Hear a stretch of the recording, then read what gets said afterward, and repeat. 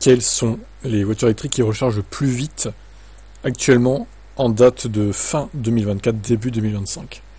Donc évidemment, cette vidéo, si elle est vue par quelqu'un qui est en 2030-2035, il va peut-être rigoler, en fait.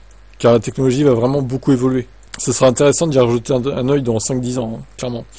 Donc je vais pas tout lire, parce que l'article est un peu long d'Automobile Propre, là, je vous mets le lien en description, hein, comme d'habitude, de tous les articles que je lis, où il y a tout à retrouver en description pour vous informer de tout ça, et de lire en détail.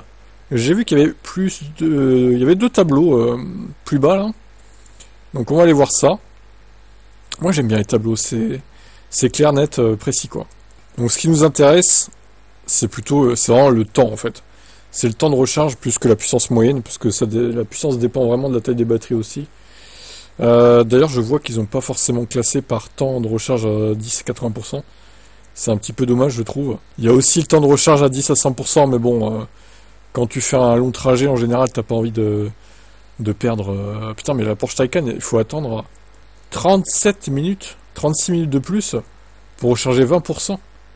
C'est hallucinant, quoi. Après, on peut quand même comparer, hein, mais... pour l'instant, de ce que je vois, c'est la Porsche Taycan qui est quand même... le Volvo iX30 228 minutes. Il y a peut-être une erreur, là, non? C'est plutôt 28 minutes ou 22. Bizarre. Petite coquille, j'ai l'impression. Subaru Solterra, nanana. Il y a que la Taycan qui est en dessous, ils ont pas Kia EV9 25 minutes. Il n'y a pas Kia EV6 et tout là. Ah, peut-être remarque qu'ils avaient testé. Ils ont mis que 2024 en fait. Les autres modèles, ils ont dû les tester avant en fait. C'est pour ça qu'elles sont pas dans le tableau. Bon, c'est un peu dommage du coup. Mais alors 10 à 100%, juste pour information, la ID7 est à 48 minutes. La Cupra aussi. Elles ont la même batterie en même temps, même recharge, c'est normal que ce soit similaire pour le coup. Subaru Solterra à moins d'1 heure. Sinon elles sont beaucoup à plus d'1 heure, hein, quand même, quand tu regardes. Les Volkswagen de 10 à 100%, elles sont pas mal. Le 80-100 est pas si long que ça, par rapport au 10-80 en fait. C'est quand même une info à prendre en compte, je trouve. Mais la Porsche Taycan de 10 à 100%, ouais, c'est un peu décevant quand même. Alors il y a un autre tableau. Quelle voiture retrouve le plus d'autonomie en 30 minutes? Alors là par contre c'est classé effectivement. Alors c'est toujours pas classé par... Ouais si, par 15 minutes. Ok.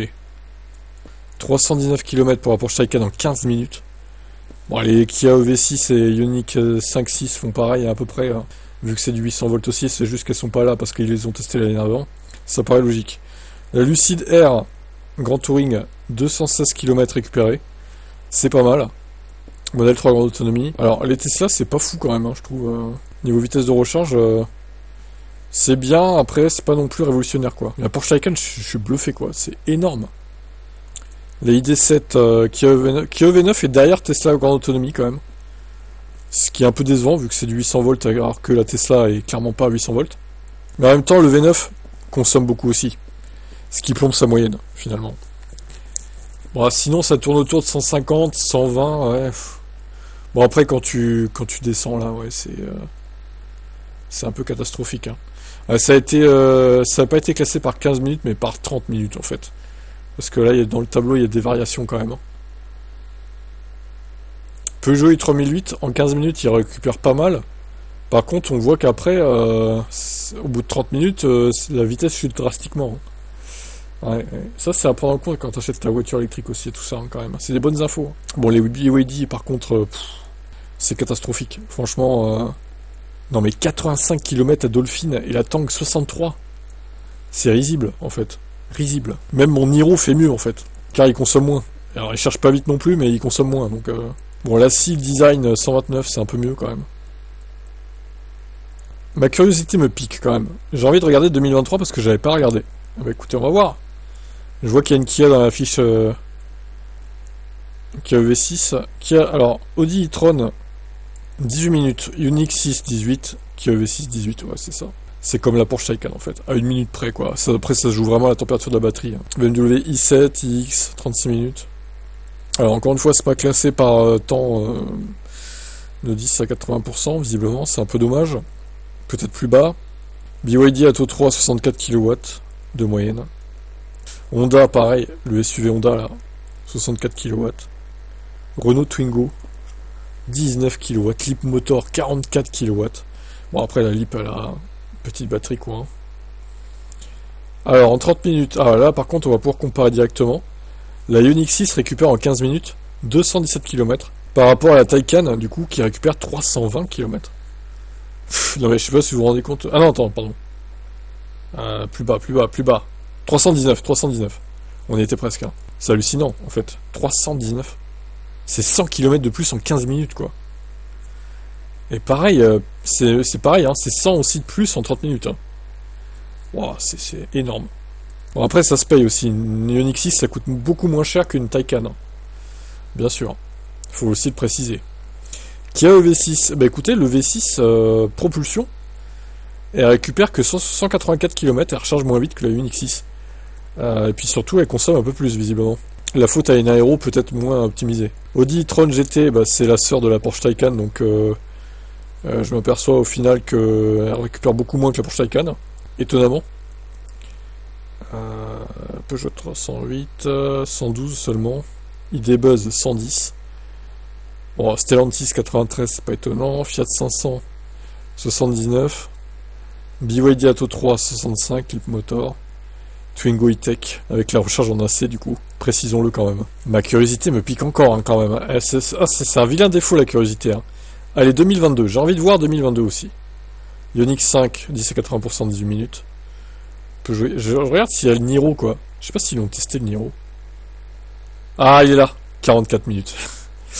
Oui, bah je sais, oui, il est pas fou. Ah, il n'y a pas le reste, dommage. C'est quoi 51 là 10 à 80%. 80 à 100%, 51 minutes. Ça c'est étonnant par contre. Ça voudrait dire qu'il prend que 7 minutes. Ah non, c'est pas possible. Non, c'est 51 minutes de plus peut-être. 18-28. Ouais non, peut-être c'est peut-être ça. Hein. C'est peut-être ça en vrai. Non, c'est pas ça. Clairement pas parce que regardez. 37-38, non, c'est pas possible. La Mégane ne prend pas une seule minute pour aller de 100%, de 80 à 100%. Donc faut rajouter 38 minutes. Ce qui me paraît... Là, du coup, faut rajouter 51 minutes pour le Niro. Ouais, c'est vraiment pas terrible du tout. Hein. Ça me paraît un peu élevé, pour être honnête. Mais bon, peut-être que c'est le cas. Ouais. J'ai pas fait de mesure précise sur ça. Nissan Ariya 33 à 54 minutes. BMW 4, il faut rajouter 30 minutes pour passer de 80 à 100%. Ok. Ioniq 5, il faudra ajouter 28 minutes. Bon, bah, je crois qu'ils ont pas fait d'autre, de toute façon. Mais voilà, quoi. Bon, là, 2022, il y avait moins d'infos, hein, quand même. Hein. On remarque qu'ils ont bien évolué. Donc voilà, en résumé, la voiture qui recharge le plus vite, c'est clairement la Porsche Taycan. La Porsche Taycan propulsion. Attention, propulsion, c'est celle qui récupère le plus de kilomètres parce que c'est la voiture la plus efficiente, tout simplement. Donc voilà, ceci explique cela aussi. Par contre, la 4 roues motrices... elle récupère moins de kilomètres en 15 minutes, vu qu'elle consomme plus. C'est aussi ça qu'il faut voir, quoi. Voilà, si ça peut vous aider à choisir votre voiture électrique, hein, ma foi, en fonction de la vitesse de recharge, au moins ça aurait été utile. Allez, ciao.